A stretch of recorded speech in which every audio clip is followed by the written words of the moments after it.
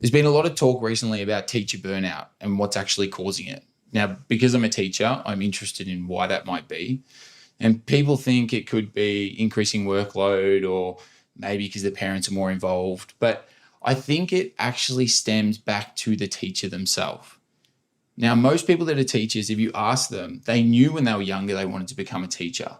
And they likely loved school, loved learning, they used to like to read, and they ignored the two or three kids that were the most difficult to deal with in the class, the ones that always got in trouble. And they could do that in high school and they could do that in university. They just simply ignored them. They got on with their studies. That's what they like to do. And then they got out in the real world and they actually became a teacher. You've got 28 kids in the class and there's still those two or three that can be difficult. They might not listen to you, or they might do the wrong thing, or they might just make funny noises. And because their whole life, these teachers have just been able to ignore those kids, now they are forced to deal with them. But they've never associated themselves with anyone who didn't enjoy being in the classroom. So they really struggle. They can't empathize with them. They don't understand why they feel that way. And they never took any time to actually get to know them. So then those kids feel neglected and then they act out even more.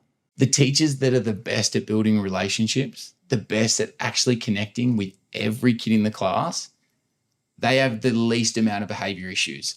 And I believe they also have the least amount of burnout because there's less issues to deal with in their class. When it comes to education, I feel like people are so quick to forget that these are just little humans. They're just little people and their ecosystem is so much smaller than ours. Their life is just home and school for a lot of them. So we need to remember that they just want to be seen. They want to be heard. They want to feel like their teacher can connect with them and understands them. Nobody wants to do the wrong thing. Nobody wants to disrupt people. But that's what happens when they feel like the adult in the room just doesn't understand them. Comment below what you think about this. I'm really interested in your opinions.